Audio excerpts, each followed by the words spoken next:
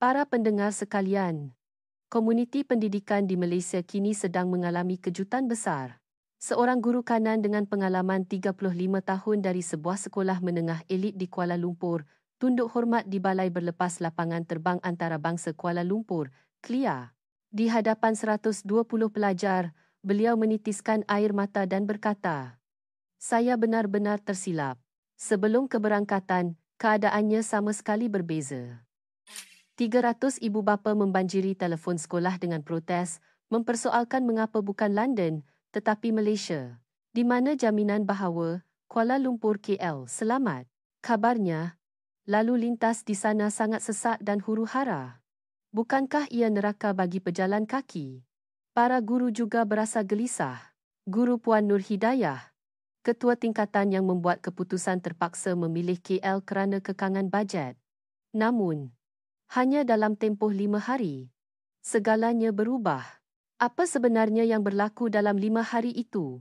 Apa yang mengubah kemarahan 300 ibu bapa menjadi rasa terharu? Dan apakah pemandangan yang membuatkan guru kanan 35 tahun ini tunduk hormat di lapangan terbang? Sekarang, mari kita dengarkan kisah daripada mulut guru elit Malaysia ini. Sebelum kita mulakan, jika anda boleh suka like dan langgan subscribe saluran ini, ia akan memberikan kami kekuatan besar untuk menyampaikan lebih banyak kisah kepada rakyat Malaysia. Ini adalah ramalan saluran. Assalamualaikum dan salam sejahtera, saya Puan Nur Hidayah.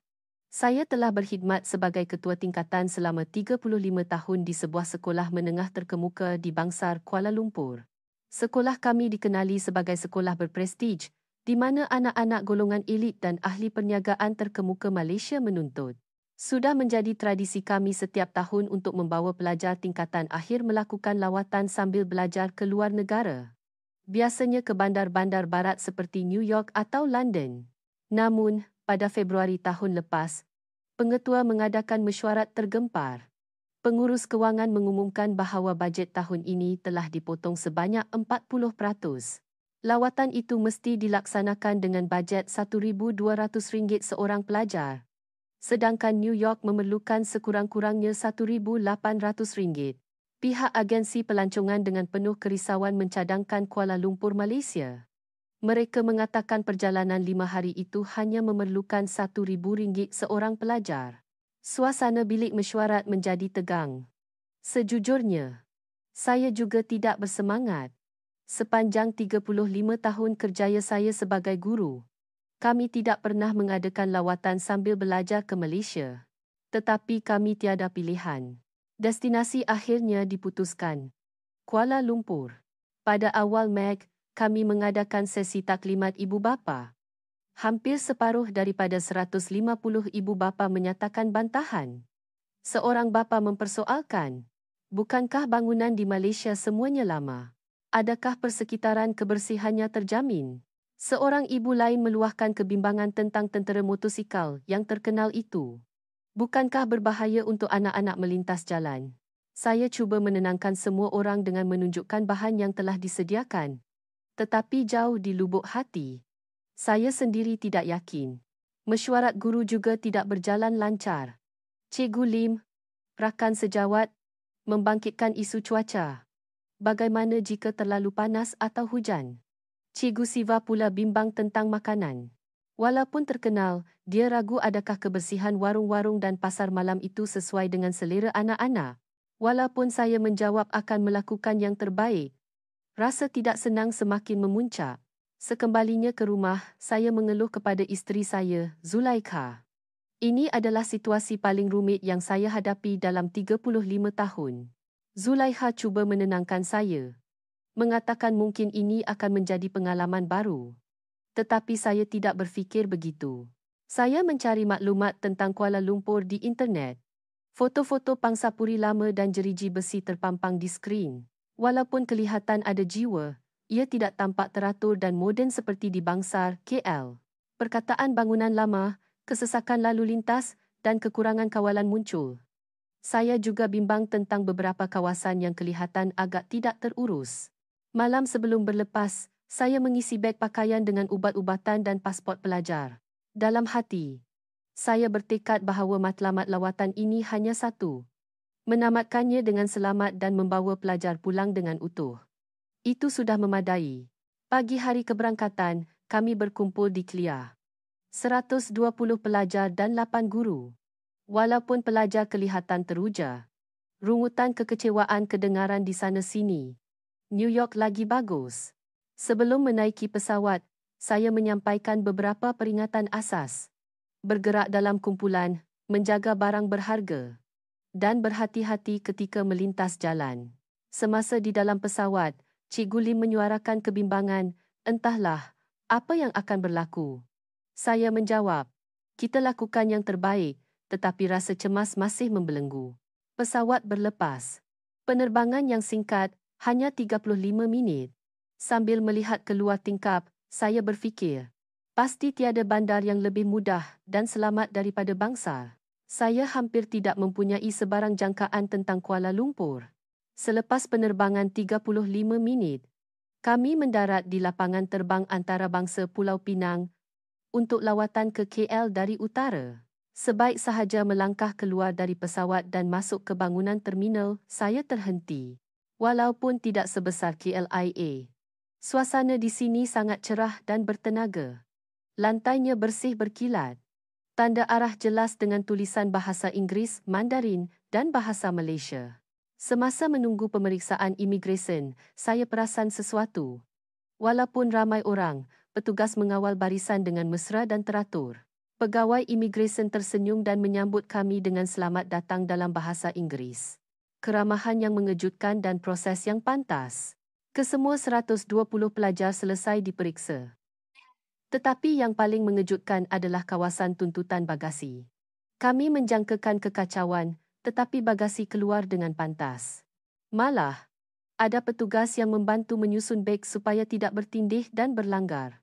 Pelajar-pelajar terkejut. Wow! Cepatnya. Kami belum pernah melihat kecekapan yang diselitup dengan rasa kemanusiaan seperti ini. Keluar ke balai ketibaan. Seorang pemandu pelancong Malaysia sedang menunggu dengan papan tanda nama sekolah kami. Dia seorang lelaki berusia 30 primahan, bernama Encik Ahmad. Dia fasih berbahasa Inggeris. Kami menaiki bas persiaran besar. Sebaik sahaja bas bergerak, Encik Ahmad mula menerangkan, mempamerkan kehangatan dan kecekapan Malaysia dari lapangan terbang Pulau Pinang. Dalam hati, saya terpaksa mengakui, keramahan ini lebih mesra daripada di Clia. Memasuki lebuh raya, jalan raya lebar. Walaupun tidak dipenuhi bangunan pencakar langit seperti di KL. Kehijauan di kedua-dua belah jalan sangat menyegarkan. Selepas kira-kira 30 minit, kami memasuki kawasan pinggir bandar, di mana kompleks perumahan moden yang tinggi mula kelihatan. Encik Ahmad menjelaskan bahawa walaupun Malaysia mempunyai banyak bangunan lama, pembangunan bandar baharu juga sangat pesat. Pelajar-pelajar sibuk mengambil gambar. Kira-kira 40 minit kemudian, kami memasuki kawasan bandar Kuala Lumpur. Pemandangan berubah. Tidak seperti Bangsar, di sini terdapat bangunan pencakar langit seperti Menara Berkembar Petronas KLCC, tetapi pada masa yang sama, banyak jalan lama yang kaya dengan sejarah masih dikekalkan. Encik Ahmad menjelaskan, KL adalah bandar di mana yang lama dan baharu wujud bersama. Kami sangat menghargai warisan sejarah. Kami melihat Sungai Klang mengalir di pinggir bandar. Taman-taman di tepi sungai dipenuhi orang berbasikal. Selepas kira-kira sejam, kami tiba di sebuah hotel berhampiran KL Sentral. Lobi hotel sangat bersih, dengan siling yang tinggi dan lantai yang berkilat. Proses daftar masuk sangat cepat. Kami ditempatkan di bilik tingkat 14. Membuka tingkap. Pemandangan KL terbentang di hadapan mata. Lampu bandar mula menyala satu persatu. Walaupun sudah pukul 7 malam, jalan raya penuh dengan kehidupan. Cikgu Lim menelefon. Bilik lebih baik daripada yang disangka. Saya merasakan perkara yang sama. Perubahan kecil mula tumbuh dalam diri saya. Saya rasa saya telah memandang rendah Malaysia. Makan malam adalah bufet hotel. Dari hidangan Malaysia hingga Barat dan Cina. Pelajar-pelajar teruja mengambil nasi lemak dan mi kari ke pinggan mereka. Pelajar yang pertama kali minum teh tarik terkejut dengan rasa yang pekat dan manis, tetapi mereka menikmatinya. Selepas makan malam, pelajar diberi masa lapang 2 jam untuk bersiar-siar di sekitar kawasan Bukit Bintang. Kami dibahagikan kepada 4 kumpulan, 30 pelajar setiap kumpulan, diketuai oleh seorang guru. Saya bertanggungjawab untuk kumpulan pertama. Encik Ahmad mencadangkan, apa kata kita cuba menaiki LRT? LRT KL terkenal dengan kebersihannya dan keselamatannya di peringkat antarabangsa. Anda boleh mengalami kehidupan harian yang berbeza daripada di Bangsar. Saya agak ragu-ragu. Fikiran saya merujuk kepada metro yang sesak pada waktu puncak. Saya juga bimbang tentang kebersihan. Tetapi Encik Ahmad berkata, tidak ada masalah sama sekali. Kira-kira pukul 6 petang, kami turun ke stesen LRT. Semasa menuruni eskalator, platform yang muncul sangat bersih, malah lebih bersih daripada di Bangsar. Lampu terang dan lantai berkilat. Kereta api laluan Kelana Jaya tiba di stesen. Sebaik sahaja pintu dibuka, orang ramai keluar dengan teratur. Penumpang mematuhi peraturan keluar dahulu, masuk kemudian dan beratur dengan teratur di garisan berbaris yang dilukis di lantai. Di Bangsar, orang yang keluar dan masuk sering bercampur dan bertolak-tolak. Tetapi di sini tidak. Di dalam kereta api, ia penuh sesak. Kerana ini adalah waktu puncak pulang dari kerja, tetapi tiada siapa yang bercakap kuat. Ia sangat senyap. Dan yang paling mengejutkan saya adalah, tiada sesiapa pun makan atau minum di dalam kop. Encik Ahmad menjelaskan bahawa makan dan minum di dalam LRT KL dikenakan denda berat, jadi ia sentiasa dijaga sangat bersih. Kami turun di stesen Bukit Bintang.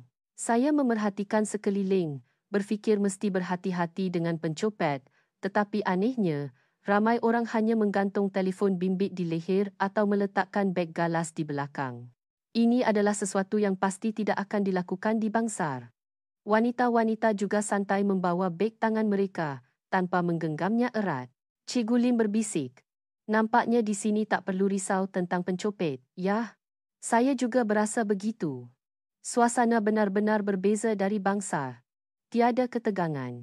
Tiba di Bukit Bintang, sebaik sahaja keluar, pemandangan jalan yang meriah terbentang di hadapan mata.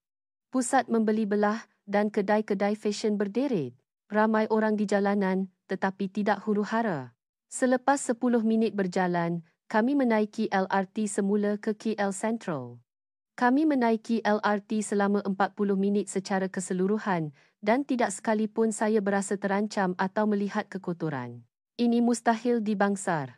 Dalam perjalanan pulang ke hotel, seorang pelajar berkata, rasa lebih bersih dan selamat daripada Bangsar. Pelajar-pelajar lain mengangguk.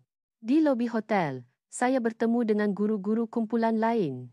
Cikgu Siva berkata, pelajar-pelajar nampak sangat selesa bersiar-siar. Mereka nampaknya tidak rasa bahaya. Kembali ke bilik. Saya melihat keluar tingkap. Jalan-jalan KL masih memancarkan cahaya yang hangat walaupun sudah melepasi pukul 11 malam. Sesuatu dalam hati saya sedang berubah. Pagi keesokan harinya, saya bangun awal. Hari ini adalah lawatan terperinci ke Masjid Jamek dan kawasan sejarah Petaling Street. Saya dan pelajar keluar dari hotel. Cuaca sangat baik dan matahari bersinar hangat. Berjalan menuju Masjid Jamek, walaupun baru pukul 10 pagi, kedai-kedai sudah dibuka. Kedai roti canai tradisional, kedai teh tarik, menarik perhatian pelajar. Selepas kira-kira sejam melawat, saya memberi pelajar masa lapang. Berjanji untuk berkumpul di hadapan masjid dalam 30 minit. Pelajar-pelajar bersurai dalam kumpulan kecil. Saya dan Cikgu Lim memutuskan untuk pergi ke kedai kopi tradisional berhampiran untuk minum. Dalam perjalanan ke kedai kopi, terdengar suara cemas dari hadapan. Saya berlari ke sana. Di satu sudut lapang berhampiran kedai cenderamata, pelajar kami, Siti, berdiri sambil menangis. Wajah Siti pucat. Dia kata dompetnya hilang. Nampaknya tercicir semasa membeli belah di suatu tempat. Saya segera mendekati dan bertanya, awak okey, Siti? Siti menangis. Dompet hilang, cikgu. Ada pasport dan semua wang saku saya di dalamnya. Tepat pada saat itu, orang ramai mula berkumpul. Pada mulanya 2-3 orang, dalam sekelip mata menjadi 7 orang. Ada seorang pelajar universiti berusia 20-an. seorang makcik yang memakai apron, dan seorang wanita yang baru selesai membeli belah. Pelajar universiti itu mula-mula menghubungi kedai-kedai berdekatan menggunakan telefon bimbitnya untuk bertanya. Makcik berapron itu menepuk lembut belakang Siti. Walaupun tidak faham bahasa, dia berkata dengan nada yang hangat, "Jangan risau, tak apa-apa," dan memberinya sekeping tisu. Wanita yang baru selesai membeli belah mengeluarkan sebotol air dari bagnya dan memberikannya kepada Siti. Seorang lelaki pertengahan umur secara sukarela berkata dia akan menunggang motosikalnya untuk mencari di sepanjang jalan yang kami lalui. Saya hanya berdiri kaku. Semuanya berlaku terlalu cepat.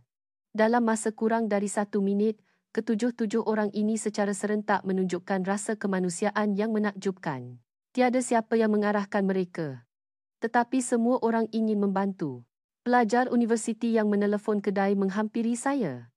Tiada di kedai, tetapi pekerja kata ada orang jumpa dan hantar ke balai polis berdekatan. 5 minit kemudian, 2 anggota polis menunggang motosikal tiba. Selepas mengesahkan keadaan Siti, mereka berkata, "Mari ikut ke balai polis."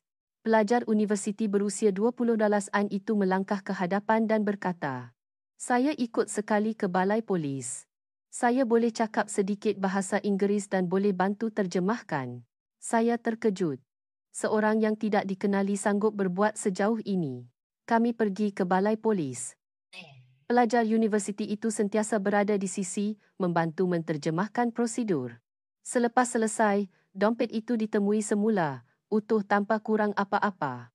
Ketika kami hendak meninggalkan balai polis, saya mengucapkan terima kasih kepada pelajar universiti itu dan bertanya namanya.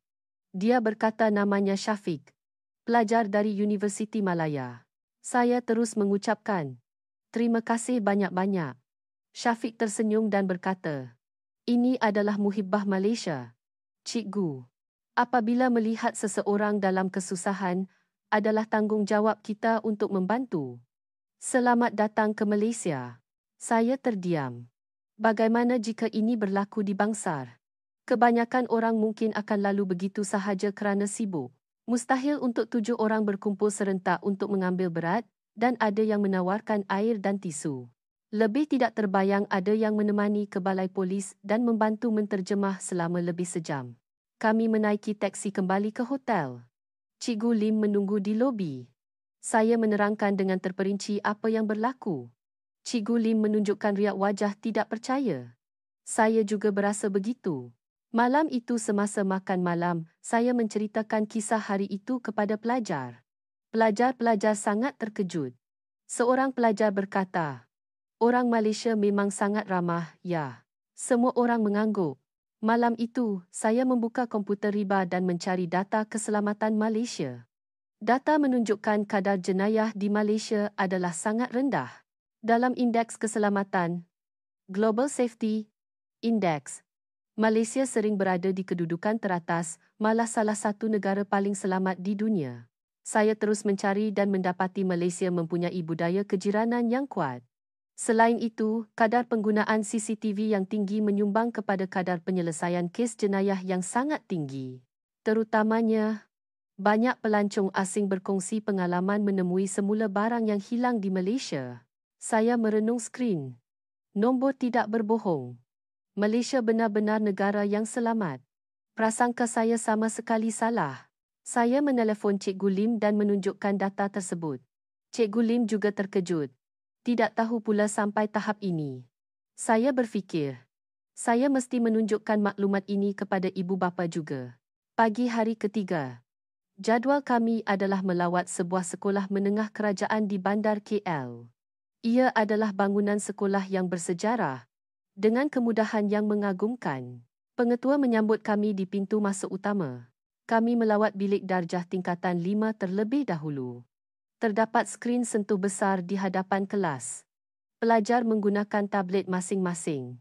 Apabila guru mengklik skrin, maklumat dihantar serentak ke semua tablet pelajar. Pengetua menjelaskan bahawa Malaysia adalah kuasa besar semikonduktor dan teknologi, dan kami sangat mementingkan pendidikan digital. Saya terkejut. Tidak banyak sekolah swasta elit di Bangsar yang mencapai kadar penggunaan seperti ini. Di gimnasium, kami mengadakan sesi pertukaran dengan 30 pelajar Malaysia. Kami memutuskan untuk berbual dalam bahasa Inggeris dengan tema kehidupan harian. Seorang pelajar kami bertanya, "Apa yang anda buat selepas sekolah?" Seorang pelajar Malaysia menjawab, "Pergi tuition atau aktiviti kelab." Kebanyakan pelajar mengatakan mereka aktif sehingga pukul 8 atau 9 malam. Malah lebih lewat. Pelajar kami terkejut dan bertanya, "Aktif sampai lewat malam? Tak bahaya ke nak balik rumah?" Pelajar Malaysia itu ketawa. Tidak sama sekali.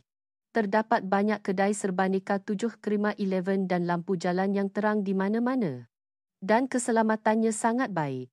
Saya tidak takut untuk menaiki LRT atau bas seorang diri pada pukul 9 malam. Saya sangsi.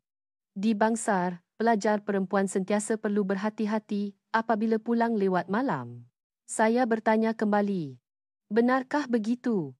Pelajar Malaysia itu mengangguk. Ibu bapa mungkin bimbang, tetapi mereka tidak menghalang kami keluar kerana bahaya. Polis sentiasa meronda di mana-mana. Ia benar-benar selamat. Pelajar Malaysia yang lain juga bersetuju. Semasa waktu makan tengah hari, saya berbual dengan guru-guru Malaysia di bilik guru. Seorang guru wanita berusia 40 perdunahan berkata dalam bahasa Inggeris, Malaysia digelar negara motosikal. Tetapi ia adalah salah satu tempat paling selamat di dunia. Saya bertanya, "Ibu bapa betul-betul tak risau ke?"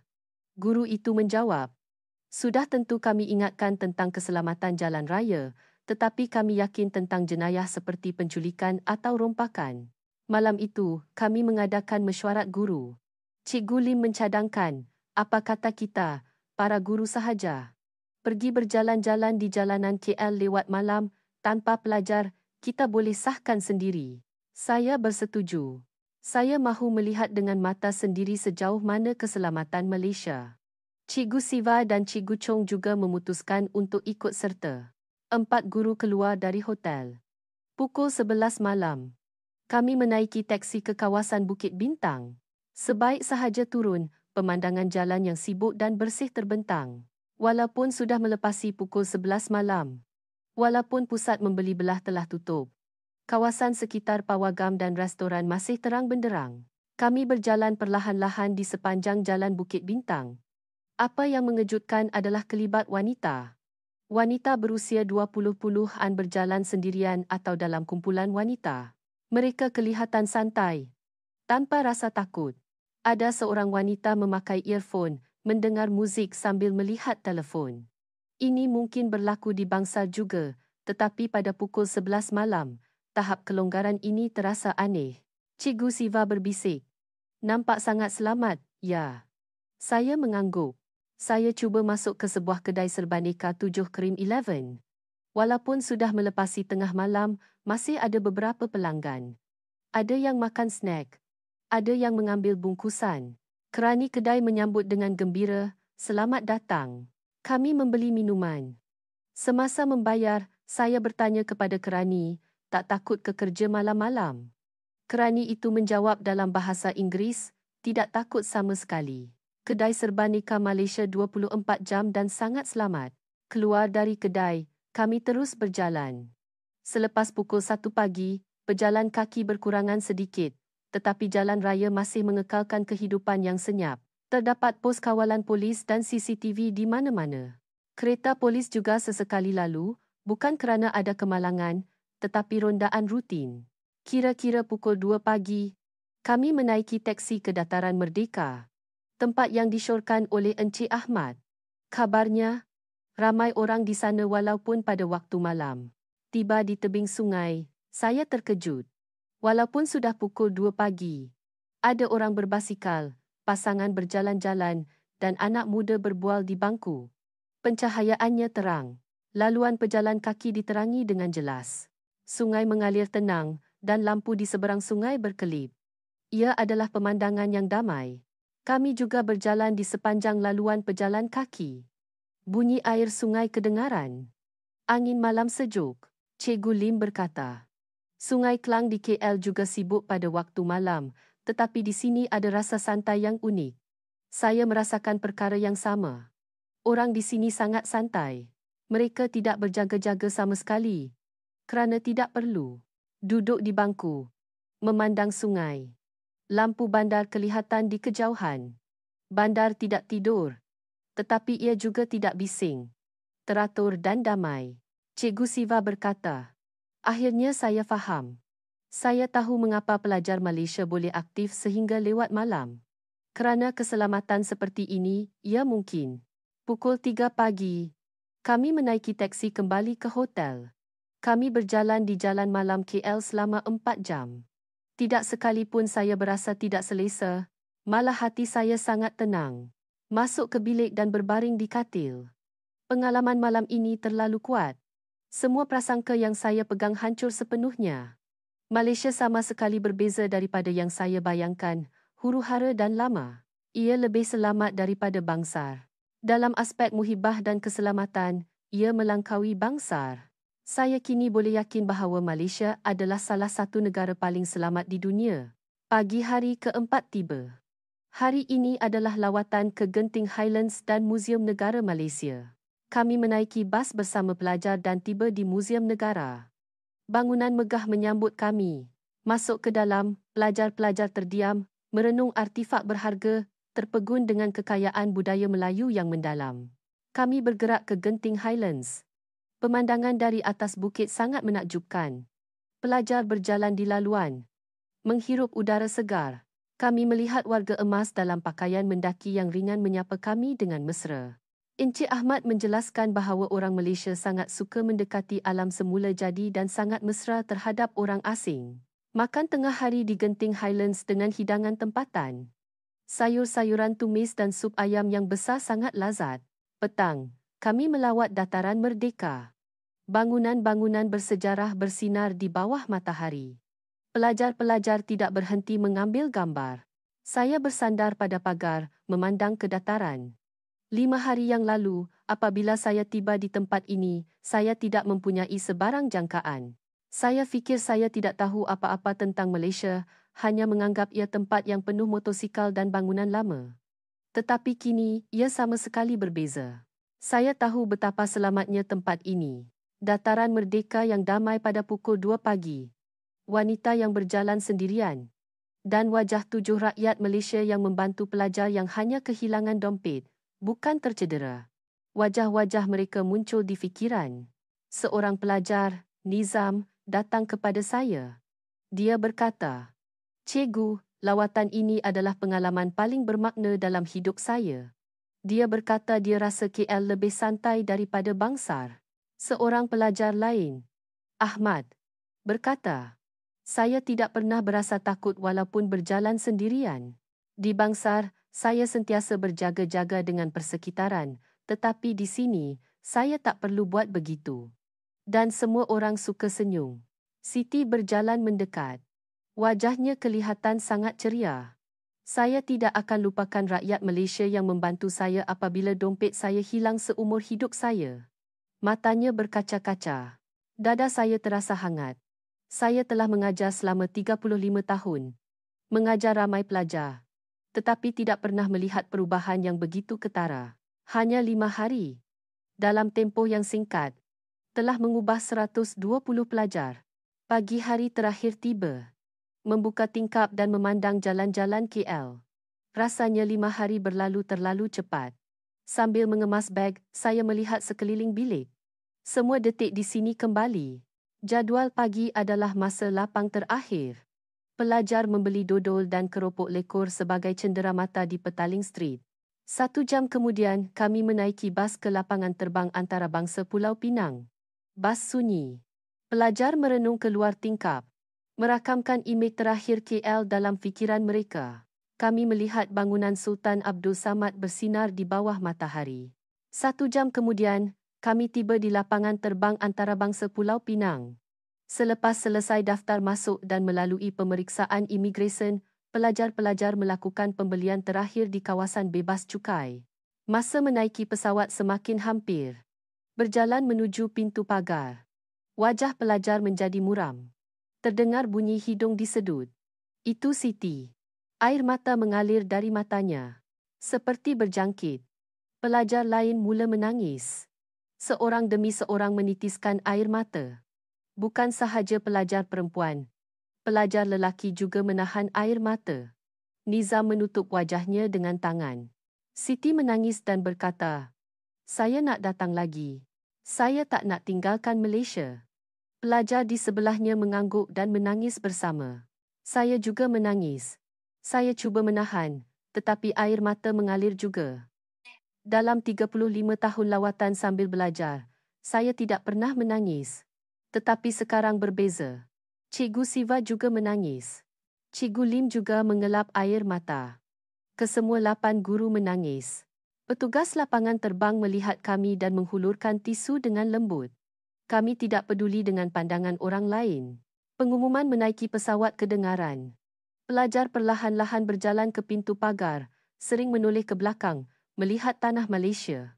Tempat ini bukan lagi hanya sebuah pulau jiran yang biasa. Duduk di dalam pesawat, melihat keluar tingkap. Di seberang landasan bangunan lapangan terbang Pulau Pinang kelihatan. Saya teringat ketika pertama kali tiba di sini 5 hari yang lalu. Pada masa itu, saya sangat gelisah. Berfikir saya tidak tahu apa-apa tentang Malaysia. Tetapi saya benar-benar silap. Malaysia adalah salah satu negara paling selamat dan paling mesra di dunia. Saya berasa malu dengan prasangka saya sendiri. Pesawat berlepas. Air mata terus mengalir. Tidak dapat dihentikan. Tiba di KLIA pada 11 petang. Selepas mengambil bagasi, kami keluar dari lapangan terbang. Ibu bapa sedang menunggu. Pelajar memeluk keluarga mereka. Tetapi ekspresi wajah mereka berbeza daripada biasa. Seorang ibu bapa menghampiri saya. Itu Ibu Siti. Dia berkata, "Anak saya asyik bercerita tentang Malaysia sejak tiba di lapangan terbang." Saya menjawab, "Ini adalah perjalanan paling bermakna dalam 35 tahun kerjaya saya sebagai guru." Pulang ke rumah, saya menceritakan tentang 5 hari itu kepada isteri saya. Saya bercakap selama lebih sejam. Zulaiha terkejut, berkata ini adalah kali pertama dia melihat saya begitu terharu. Keesokan harinya, suasana di sekolah berbeza daripada biasa. Guru-guru berkumpul dan berbincang. Cikgu Lim menunjukkan telefon pintarnya. Pelajar telah memuat naik foto di media sosial. SNS. Terutamanya, kisah dompet Siti dan gambar Bukit Bintang lewat malam menjadi tular. Komen mencecah ribuan dan perkongsian melebihi 50,000 kali. Ibu bapa mula menghubungi sekolah. Kandungannya adalah harapan agar anak-anak mereka juga dapat pergi ke Malaysia. Pelajar tingkatan lain juga menunjukkan minat. Di koridor, pelajar-pelajar menahan saya dan meminta saya menceritakan kisah Malaysia. Seminggu kemudian, sesuatu yang lebih mengejutkan berlaku. 400 ibu bapa mengemukakan petisyen. Kandungannya adalah harapan agar tingkatan lain juga dapat mengadakan lawatan sambil belajar ke Malaysia. Pengetua mengadakan mesyuarat tergempar. Penyebaran di SNS berterusan. Kisah kami menjadi topik hangat di forum-forum internet berkaitan pendidikan Malaysia. Perbincangan tentang keselamatan dan muhibbah Malaysia berlangsung dengan hangat. Kebanyakan orang terkejut. Kira-kira sebulan kemudian, Jabatan Pendidikan Negeri Selangor menghubungi saya. Mereka meminta saya menulis laporan penyelidikan mengenai kesedaran sivik dan muhibbah masyarakat Malaysia dan berharap dapat melantik saya sebagai penasihat. Saya menulis laporan itu, menjelaskan secara terperinci sistem keselamatan Malaysia, infrastruktur LRT, statistik kadar jenayah dan kesedaran sivik yang suka membantu. Saya menekankan terutamanya keselamatan jalanan pada waktu malam dan budaya kedai serbanika. Saya juga memasukkan data perbandingan dengan Bangsar. 3 bulan kemudian, sekolah-sekolah antarabangsa lain mula bertindak. Guru-guru dari sekolah berhampiran datang mencari saya untuk mendapatkan nasihat. Bertanya bagaimana untuk membuat persiapan lawatan ke Malaysia. Setengah tahun berlalu, 15 sekolah antarabangsa di sekitar Kuala Lumpur memutuskan untuk bersama-sama mempromosikan lawatan sambil belajar ke Malaysia. Skala keseluruhannya berjumlah 850 pelajar. Mereka juga memajukan perjanjian dengan Tourism Malaysia. Media Malaysia juga menunjukkan minat. Seorang wartawan dari Akhbar Malaysia memohon wawancara dengan saya. Kami mengadakan wawancara dalam talian.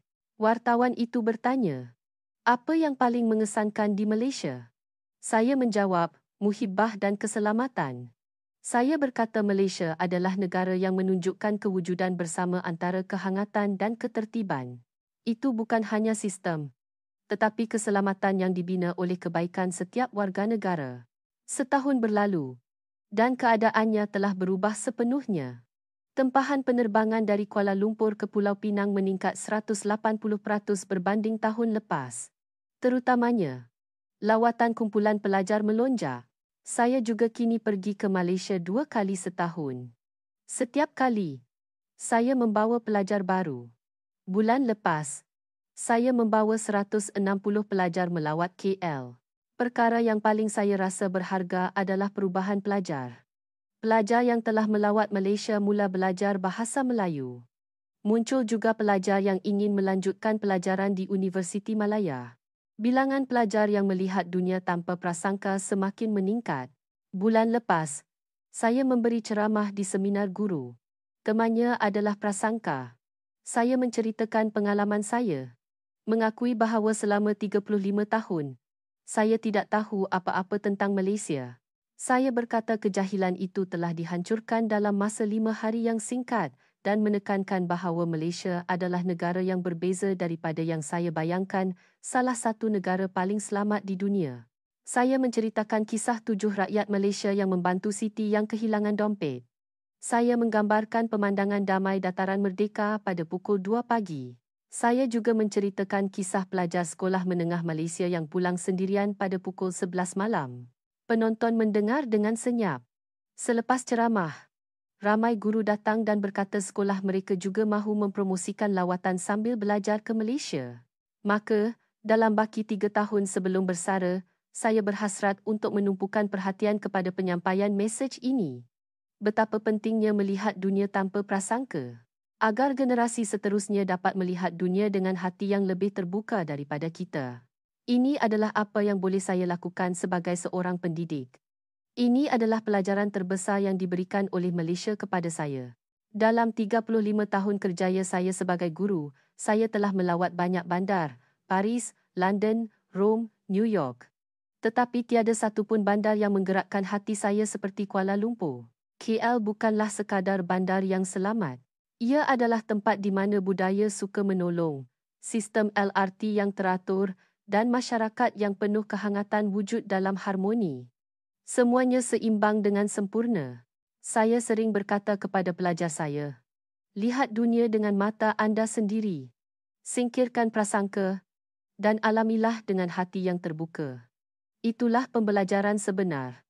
Malaysia adalah negara yang mengajarkan perkara ini kepada saya. Walaupun hanya dalam tempoh 5 hari yang singkat, ia adalah pengalaman paling berharga dalam hidup saya. 120 pelajar juga pasti merasakan perkara yang sama. Air mata yang mengalir bersama di lapangan terbang masih jelas dalam ingatan saya. Air mata itu bukan kesedihan. Ia adalah keharuan kerana menemui dunia baru. Ia adalah kegembiraan saat prasangka dihancurkan. Kini, saya yakin bahawa Malaysia adalah negara yang patut diberi perhatian oleh dunia. Ia adalah negara di mana keselamatan, ketertiban dan kehangatan menjadi rutin harian. Sebagai orang yang mengalaminya sendiri, saya boleh mengatakan ini dengan yakin. Saya ingin menunjukkan Malaysia kepada pelajar generasi seterusnya. Biarkan mereka mengalami dunia yang lebih luas dan mempunyai perspektif tanpa prasangka. Ini adalah perkara paling bermakna yang boleh saya lakukan dalam baki kerjaya saya sebagai guru. Inilah kisah bagaimana prasangka seorang guru sekolah menengah elit Malaysia telah terbalik dan terharu dalam masa 5 hari di Kuala Lumpur. Sekian untuk kisah hari ini. Sila tinggalkan komen yang menggalakkan untuk watak utama kisah ini.